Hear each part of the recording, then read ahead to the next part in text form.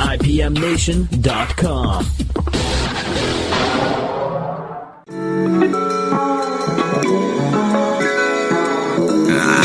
Living in a city, when you're in it, watch the people walk by. And if you listen real close, you can hear them talk about their lives. And some hate it, some love it, some are felt, some are just tired. These are the people in the neighborhood, they just trying to make it out right. Hey, good evening, everybody. This is Dr. John Rich, and you've tuned in again to Dr. John's Neighborhood. Thank you for all your support. I appreciate some of the comments I've been receiving on my website. If you have any comments about, guests that you would like me to interview or topics that you would like me to broach, you can email me at info@drjohnrich.com. I'm also excited to let you know that sometime in the next week or two, I'll be giving you information about my new book. That book has been out in digital platform for a while, but it's going to be popping up on Amazon the next week or two, so you'll hear more about that fairly soon. I want to jump right into the conversation today because we have on the line Mr. Brian King. Can you say hello? Hello, John. Thanks for having me here. Sure, I appreciate having you. So tell the folks out there what it is you're doing these days. Well, generally speaking, I do mindset coaching.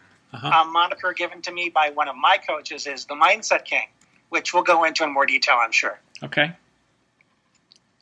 So, yeah, let's go into detail about that. The Mindset King. So what do you mean by mindset exactly? By mindset, I think about the beliefs, the habits that a person has to chart the course for how they live their life. Okay. And do you feel like everybody has a mindset? It's just whether or not they're aware of it, or are you? Absolutely. Think of the mindset as the recipe that you use to determine what things mean, what your role is in the world, what your purpose is, and then what action you take based upon that recipe. Okay, great. So give us an example of someone with a particular mindset and how it impacts decisions that they might make or their reactions to a situation. Can you do that? Absolutely. One mindset might be the belief that life happens to you, that events are personal, and therefore you need to be somewhat defensive or at war with the world to prove to it that it can't do that to you. Okay. And we've met people like that. And they tend to be easily offended. They tend to be outraged. They're very sensitive. Their feelings are hurt easily. And they tend to be angry or quick to tears in response to things that are said to them. Right. Or certain actions that are taken by others that they assume are to be taken personally. Okay. And I have a feeling I know what your answer is going to be, but I want to ask it anyway because it'll help make it more explicit. Does a person develop that mindset as a result of their personality, that they're born with a personality to see things that way, or does it come from experiences? Well, there are a lot of experiences that give them the opportunity to decide that life happens to them instead of them making decisions that things happen to them. So it begins with a couple essential misinterpretations that, hey, I'm the center of the universe and this is about me. And then they don't challenge those assumptions or those decisions. And there aren't people to encourage them to think about how they are thinking about life. They make those initial poor decisions and they build upon it. It would be difficult to challenge a person like that because they would be skeptical as to why you were challenging them. Well, I always encourage you to challenge them regardless. Yeah. Because my experience is that you're never too old to change the way you think about things. Right. So you've encountered somebody with this kind of mindset in your practice? I'm related to people with those kind of mindsets. That's funny. Okay. So what's your mindset? What's the mirror image of that? Well, my mindset is that any challenge that life throws at me is an opportunity to be resourceful, Mm-hmm. to find a creative solution to that challenge, to learn how to master my internal world, to be much more solution focused as opposed to problems focused. And things that happen in life are not personal attacks. What they are personal opportunities to learn how to be more resilient. Yeah. So, I was on a radio show just a couple days ago where I was talking about this idea, at least an offshoot of what you're trying to say. So I used as an example a memory that I have from middle school. Let's see if you can use this for a platform of some kind. So I was not a very good athlete. My father was chronically depressed, and he didn't take me out to play ball, and so consequently, when it became time to throw and catch, I didn't have as much practice as some of my peers. And so I had what I would label myself as having low athletic self-esteem. So here I am one day on the ball field in middle school. Of course, they put me in right field. So I'm out in right field. A guy comes up to hit. Our team can win if we just make this out.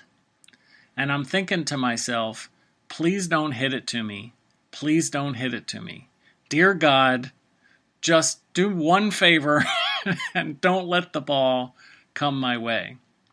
Meanwhile, I saw this other guy, his name was Bob, and he was, I was envious of him because he was a good athlete. And I remember hearing him say, come on, hit the ball to me so we can win. It's like an entirely different perspective on what you want to happen and probably a prediction of what's going to happen if the ball comes. So if the ball comes to me, I'm highly likely to miss it because I'm so nervous about missing it. If the ball goes to him, he's highly likely to catch it because he's got it in his head that it's in his capacity to do so. Does that resonate at all with some of what you're talking about? Oh, yeah. That's an excellent metaphor because it demonstrates that you have this essential belief about your own competence. Right. And not only that, about what your competence says about what kind of contribution you can make to others. Yeah. Yeah, right. I mean, I didn't have low self-esteem in every area, but athletically, absolutely. And so the other thing, when I talk to my students about this, I say that, so what did I do when I was in that situation? Well, I wasn't doing this on purpose, but I looked over and I was talking with people on the sideline, and I was looking down at the dandelions and it's like in some way purposely not paying attention.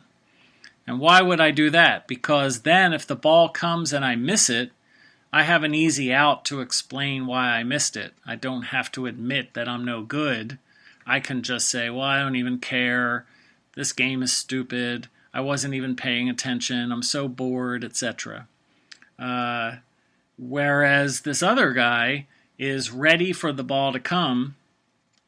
And I can almost guarantee that if that ball had been hit to him and he had missed it, this is in line with what you were saying, he's not going to conclude that he's no good. He's going to be looking at that for information about what he could do next time to make sure that he didn't make the same mistake again. And he's more likely to take responsibility for missing it instead of making excuses. Yeah, that's probably true too. Yeah, I didn't plant my feet right, or whatever it might be. Yeah, Good. So what other mindsets are there out there? Well, it's on a continuum, really. I mean, like you just said, your mindset can be very contextually self-sabotaging. When it comes to sports, I expect to screw it up, so I'm not even going to make an effort to do well. Right. And then you can feel very competent in other areas where you say, hey, you know what, I'm not your guy when it comes to sports. You don't want me on your team. But, hey, if you're going to be preparing for the math test, I'm the one you want to come to. That's exactly right. That's exactly right. Yeah. But then there's my case where I almost don't even spend a lot of time in my areas of weakness. Like when it comes to math, I'll just say, you know what, I stink at math, so you don't even want to have a conversation with me about it. Uh-huh. I'm not going to sit there and develop a sense of identity or self-worth around it. Like, well, I really stink at math and I wish I was better at it, because if I was better at it, I'd be more useful to the chemists and I'd be much better with my kids with their math homework. And I don't even want to have the conversation because I know it's not a skill of mine. Yeah. And there are people that try and sell me on the idea that, well, if you just tried harder, if you just did, a couple more YouTube videos, whatever, you can become better. I've decided that's not anything I want to put any energy into. Right.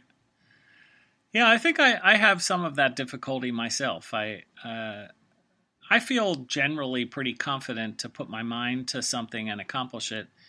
And so when something crosses my path and I'm like, oh, I wonder what that would be like to try to take on that challenge, then I go after it. And I end up taking on a little bit too much at times.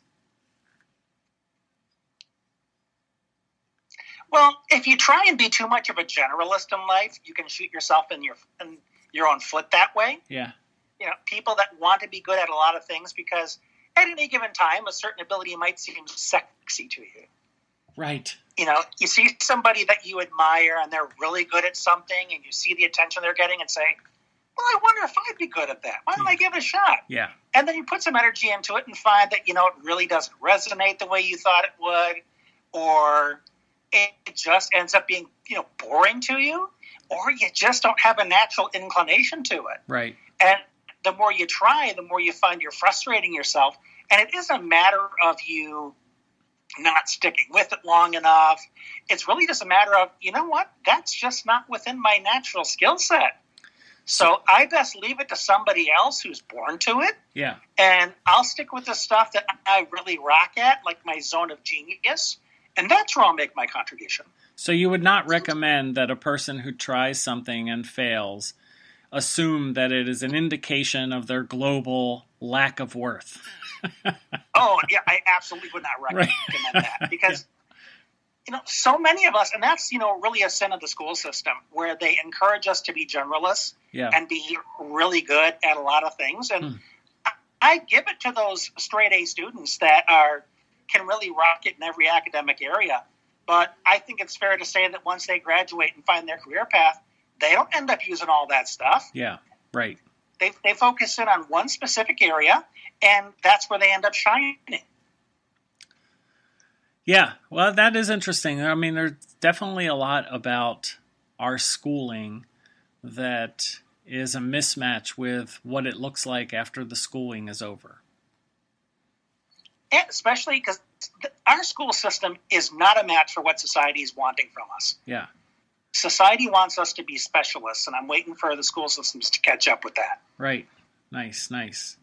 Well, so there was something we talked about before the show, and I'm interested to hear you elaborate on it.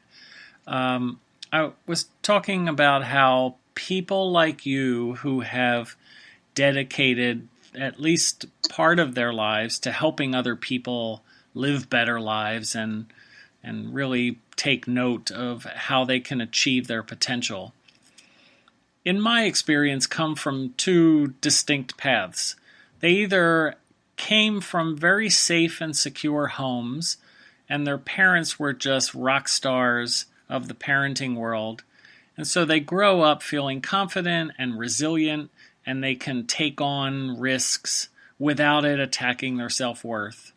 And then the other path are people who had pretty poor upbringings, and somewhere along the line they decided that they were going to think through what had happened. They get a little bit angry about it, and they make a decision that they're going to change the script. So, do either of those paths describe where you came from? Absolutely, the latter. Okay. So I tell me believe about that my parents had kids because they had sex. Ah, okay. Not necessarily because they were ready or had any kind of vision for who they were going to be as parents. Were they young? Yeah, they were young. They were in their very early 20s when they got married and started having kids. Yeah. And so why do you feel that way? Like what in your reflections makes you feel that they were not intending to have children or didn't really want them? Well, they were very naive. They were both very closeted as far as their life experiences. Uh-huh. They were each other's first relationship. Wow. You know, they'd gone through high school, never dated because they were very insecure, very self-conscious. They were introduced to each other by friends, and their relationship was kind of whirlwind, and they got married because they were at the age where that's what you're supposed to do. Yeah. And they were virgins when they got married. And both of them, even to this day, they're in their 70s, are both still reeling with the baggage from their own upbringings. So it was passed on. Their own upbringings were also bad. Yeah, they had my father's parents were very emotionally cold and abusive, physically and emotionally. Yeah. And my mother's father, she was the only girl in a family of 6 kids. And her father, whenever she showed an interest in boys, her father accused her of being a whore. Goodness. And okay. he was not happy with having a daughter. So they both had their own pain and insecurity. And I mean, even my dad still recalls this, that even on their wedding day, he thought that last minute she was going to back out because he didn't think that he was good enough to be with. Wow. So they had all of those demons that were operating subconsciously while they were trying to raise their kids, none of whom, by the way, ended up believing they were good enough. Surprise, surprise. Yeah. Right. I mean, it makes me, I'm not going to ask this question yet, but it makes me wonder, like, where did you come from exactly? You know, if you were brought up with that kind of thinking, it's curious that it would occur to you to think about that and even notice it, that it, you know, you would think that it would just be in the air, that this is how people think about life, as opposed to you getting, like, where was the light bulb for you? Where was the aha moment? I mean, there were probably several, but can you think of any moments when you started realizing that the way that you had been brought up was not optimal?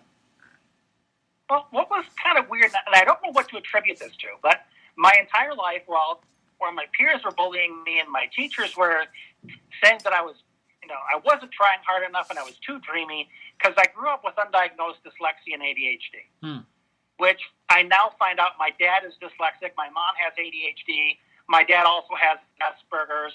Wow. And none of this was known while I was a kid. But even though I was behind everybody, I wasn't athletic, I wasn't even interested in sports, I couldn't keep up in the classroom, I always felt like I was dumb, and a lot of the teachers left me feeling like I was dumb. There was still a part of me that was watching everybody around me succeed in a way that looked like it was easy. And there was a part of me that said, wait a minute, this can't be all there is for me. Right. This can't be as good as it's going to get. Why not me? Uh-huh. You know, when everybody else is doing well, and I feel like I'm just taking up space, why not me? Why can't it be better? Uh-huh. So even though there were times where I felt like, why can't I just die? Why not just take me out of the mix? There wasn't a part of me that was ready to give up. You know, I still wanted to hang in there and hoping for the day where I would find what was good enough about me that I would finally be included. I don't know where that came from in me, but it was enough of a little nagging feeling that someday it was going to be better that I stuck it out. And that moment of realization, I think, came when I was 18. That's when I like to say my graduation present from high school, what it was an aggressive form of testicular cancer. Wow. And it was diagnosed 3 weeks before high school graduation. And they removed the tumor. And after graduation, a post-op blood test showed that, well, guess what? It's back and it's growing like wildfire. So you have to start chemo like now. Jeez. So I spent the chemotherapy. I spent my summer after graduation on chemotherapy. And it was after I learned I was in remission that I realized, holy cow, I've got to start taking this life thing seriously. Yeah. I can't keep being reactive and feeling like a victim and letting other people pull the strings, if my life can be threatened that easily, I'm going to start focusing on the life I want to create. Mm-hmm. So I took complete ownership of things at that point and started realizing that I don't want to be helpless. I don't want to be a victim. I want to take charge of this. So that's when I began taking the steps of separating myself from how I'd always been encouraged to think about myself. Yeah. Like encouraged to think, you're worthless, you're stupid, you're not as good as everybody else. I no longer had any use for that. So that's when I really started immersing myself in psychology and self-help and philosophy and learning to choose my thoughts and my beliefs much more deliberately. Starting to build the mindset that I wanted to work with from there on out. Yeah, that's great. I was actually thinking, okay, so I'm picturing this, I'll call you a boy at that time, because even though you're a adult age, that's pretty young. So here's this boy, and he's making a decision that he wants to change the script. But then I'm thinking, well, how does he do that? Because he doesn't even have the vocabulary to label what it is he's been mired in. And so you decided that you were just going to go out and start reading up on people who had talked about these things. Is that right? That was part of it. Uh-huh. And about 2 years into it, I still felt stuck. Okay. I had some great ideas, but I was still feeling angry. I was still having problems trusting people after all that. I was still having some body image issues because it was testicular cancer. And so much of the male culture is around your stuff. Mm-hmm. That's the measure of manhood. So I still had difficulty reconciling that. So I connected myself with a therapist. And I worked with a male social worker for a couple of years who taught me a lot about self-compassion, about defining myself as a male, about exploring my trust issues, past and present. And it was through that work that I really had the space to reflect in a very non-threatening way, to get an objective point of view. And that is what really helped me take a big leap forward in terms of internalizing everything that I was reading. So that's something I recommend to anybody. Find a therapist, find a coach that helps you do the internal work by providing you that objectivity that you simply can't find just by reading. There are so many people that ask me, hey, can you recommend a good book that I should read? I said, yeah, but I want you to find a coach too. Okay. Somebody to bounce those ideas off of, because people don't appreciate the extensive limits placed upon them by their own blind spots. Yeah. Something that I found interesting is, I have these articles that I write on my site and a couple other places.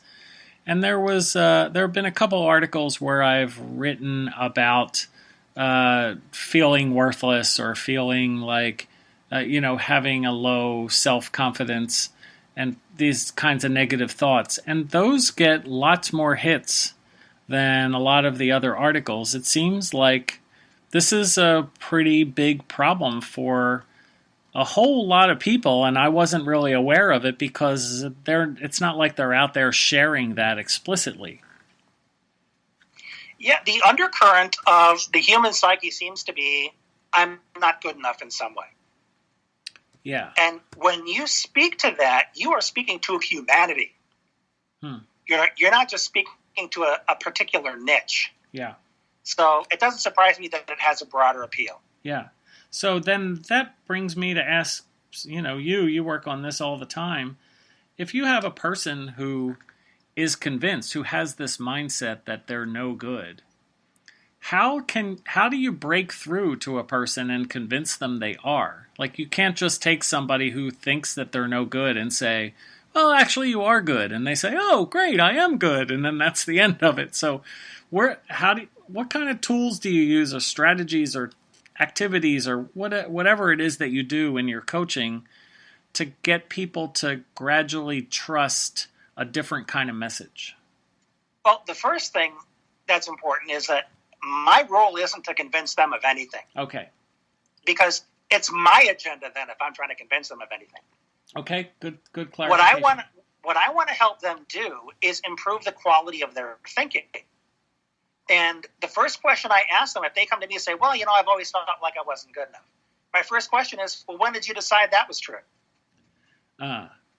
Because the first thing I want to impress upon them is that they've made decisions about how to view themselves and the world. Yeah. So one of my essential roles with them is to help them improve the decisions they're making about themselves. And the measure is always, okay, are you now getting the results you want? Are you feeling about yourself the way you want? Are you having the relationships that you want? As far as how you define success, are you experiencing the success you want? Those are the measures. And when you are at the place where you have decided you want to be, then we've succeeded. Not because I've convinced you of anything. Right. Yeah, that's good. It makes me think of the research out there about learned helplessness. They take these dogs and they put them in a cage, and they shock the floor, and they try to get out, but they can't get out. They're blocked from getting out. And then they shock them again. They try to get out, and they can't get out. And they do that over and over again until the dog realizes that they can't get out. And then they lower this partition where the dog would actually be able to, when the current comes through the floor, jump to the other side and escape into safety. But they just sit there and take it because their mindset is, there's nothing I can do. I just have to wait for the pain to go away. Yeah, they've learned that if you try and move beyond the perimeter, you're going to get shocked. So even when the perimeter disappears, hey, I don't want to get shocked. I'm going to stay right where I am. Yeah. Talking about your parents, you have a diagnosis of your parents, but do your parents recognize these things about themselves that they grew? They do. They do. I mean, it was a huge revelation for them. Okay. Because my boys, my three sons, have also been diagnosed with Asperger's and ADHD. And it was in my kids being diagnosed that it became clear for the rest of us that the apple didn't fall far from the tree. So for my dad, it was actually a very big relief because of how self-critical he is. Yeah. It helped him understand why he struggled in school and why he had difficulty in relationships, that it wasn't a character defect, that there was something legitimate going on that made it difficult for him. Uh-huh. Do you feel like the work that you're doing is the reason that your parents have become more self-aware? Have you helped them to change their mindset? Absolutely. And that's something that's been wonderful to see. And I think that a big part of it is because I don't approach the conversation with blame. Uh-huh. I don't see, Dad, this is why you were a bad parent. Yeah, that's tough not to do. Oh, it's tough not to do, and that's part of my work to get to a place where I don't have to come from a blaming standpoint. Yeah. Because, again, looking back to the cancer, part of my declaration was I don't want to be a victim in this life. I want to create it. So I cannot have that mindset and also reserve the right to blame people. Mm-hmm. It just doesn't work. So, and whenever I feel like I'm compelled to blame somebody for anything, like my ex-wife, but we won't go there. Okay. I realize that I still have some work to do. If I'm still blaming, I've got more healing to do. Well, that's interesting. And you would say that was true even if the other person is to blame. Like, what if you grow... Absolutely, because there's a saying out there that I've heard repeatedly, and it's a very important one, that healing or forgiveness often comes from accepting the apology you were never given. Uh-huh. Because you have to find a way to move forward and not have these events of your life be done to you. Because when you feel like a victim, like the learned helplessness experiment, right, you have decided that there are options that are not available to you in life. Yeah. Because there are things in your life that are out of your control. Right. It's really essential to keep your focus on where you have choice. Uh-huh. Because that's where you're going to continue to create your life. Nice. So you talk about how you ask people, are you where you want to be? What is it that you would still like to accomplish? Or like, what goals do you have? So let me turn that question on you. How far along this path are you, and what is it you're trying to still accomplish? Well, what I'm still trying to accomplish, and this is one of the reasons why I encourage people to think really, really big, because part of legacy is people wanting to model what it is you're doing. And I not only have the cancer history, but as I mentioned, I have the dyslexia and the ADHD. I have kids with Asperger's, and I also have multiple sclerosis. Wow. So I have a lot of challenges that I work with every single day. I mean, for the sake of transparency, I've been doing this interview laying on my back because I am exhausted. Oh. The physical fatigue that comes with the MS is something that people can't even imagine. So I do what I need to do in order to make the contribution I want to make. And what I really want to do is educate the world as much as possible that having challenges doesn't prevent you from living your fullest life and making your greatest contribution. You just need to learn how to be resourceful and work around some of these challenges or leverage the talents of others. In other words, build a community, build a team that can help you do what you need to do. Stephen Hawking, God rest his soul, had a team around him that helped him make his contribution. Yeah. And that's what a lot of people need to learn how to do. Forget all of this, pull yourself up by your bootstraps, be an independent this or that or the other thing. You've got to learn to succeed within a context. And that requires you shifting your mindset away from this rugged individualism and get more to the idea of building a tribe or a community around you. And I want my legacy to be for my boys who also live with challenges to understand that you are not held back by your disability or your condition. You're held back by your mindset. So that's ultimately what I want to accomplish. And because the world is a big place, I'll be doing that till I take my last breath. Yeah. So I'm not where I'm going to be. And chances are I won't be in my lifetime. And I'm okay with that as long as I've created enough momentum that somebody else can pick up where I left off. Huh. Wow, that's really inspiring. I appreciate you sharing that imagery of you lying down because you're tired. I was thinking, I can almost guarantee that anybody listening to this feels like you you have more energy the way you're talking than I do. And so I'll tell you, I give conversations like this my all because I'm passionate about it. Yeah. But one thing I can tell you is I'm going to take a power nap when we're done talking. Wow. Because that's what I need to do in order to be able to make the difference I want to make is I've got to stagger my appointments throughout my day so I can do some self-care. Right. Because otherwise I won't be able to make the contribution I want to. Huh. So self-care. So I can picture some people out there, naysayers, who think of self-care as selfish. Why are you being so egocentric and you're just thinking about yourself and what you need? What about all the people you could be helping instead of thinking about yourself all the time? And that was a big shift I needed to make too, because there were times when I was beating myself up, thinking I'm failing people by not showing up, by not exhausting myself, because you're supposed to push through pain, you're supposed to push through tiredness, because that's a value that some societies have that they really impress upon us. Oh, come on, suck it up, quit being a wuss, right? Shake it off, walk it off, all that stuff. Then when I was harming myself by doing that, I was making myself sicker. It was causing more pain to the point where I would just collapse in exhaustion. I had to figure out, man, this isn't working. How can I reconcile this? Is there a different way I can look at this? Yeah. So that I can give myself permission for self-care. And what I came up with was that when I take care of myself, it's preparation. It's not opting out. It's not quitting. It's not giving in. It's like sleep. Sleep is our organism's way of repairing itself from the damage done throughout the day. Right. So when I rest, I am preparing myself like a battery that's recharging itself.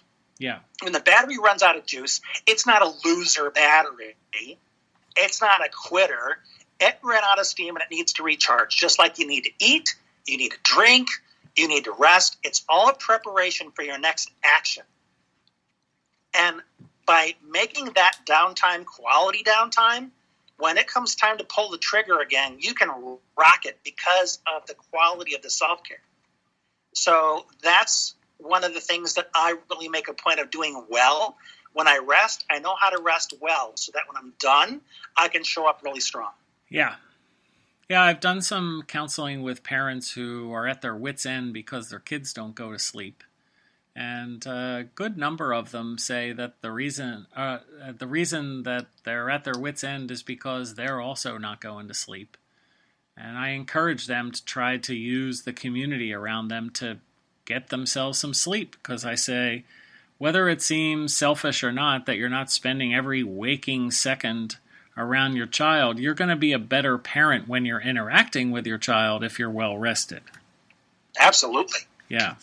Because otherwise you're crabby and you're short-tempered. Right. And your kids end up feeling like they're a burden to you. Yeah. So if people wanted to reach out to you, where would they find you? Well, the place to start is go to my website, which is themindsetking.com. Okay.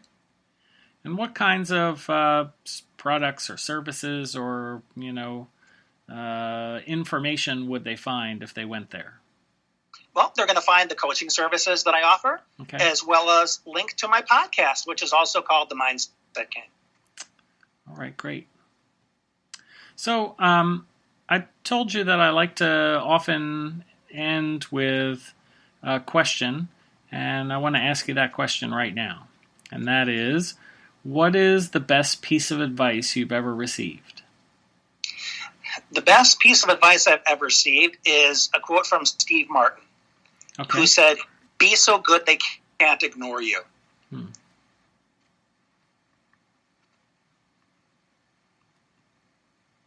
And in his specific niche as a comedian, as an entertainer, he knew that the way to show up in the world and be noticed is through the quality of what you do. Yeah. So find an area that you really shine in, your natural gift, your natural zone of genius, and continue to emphasize ongoing growth in that. Don't settle for mediocrity when you can be amazing. Don't just be a shining star that is very temporary and goes through the sky. If you're going to show up, be the sun.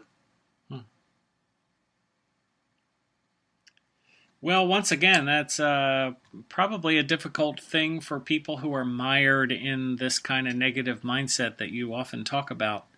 I imagine you may run into people who say, well, I'm not good at anything. I don't have a natural zone of genius. Well, I'll say, well, it's very difficult to discover it when all you do is sell yourself short. Right. Yeah. Well, it's a matter of putting yourself out on the field and when the ball comes to you, giving it a shot, right? Yeah, and if it turns out not to be your thing, find something else. Yeah. Hey, Brian, thanks a lot for being on the show. I really appreciate the energy that it takes for you to give me all of these great thoughts, and I'm sure the audience appreciates it too. It's been an absolute pleasure, John. Thanks for having me. Sure. Well, that's our show for today, everybody. I look forward to talking with you again next week. As I say, reach out to me, info@drjohnrich.com.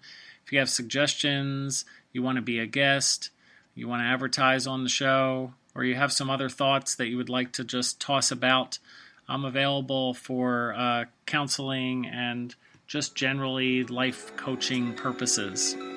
Thanks for tuning in. Talk to you next week. Living in a city, when you're in it, watch the people walk by. And if you listen real close, you can hear them talk about their lives. And some hate it, some love it, some are thought, some are just tired. These are the people in the neighborhood, they just trying to make it out right. See, she never wanna be a new IPMNation.com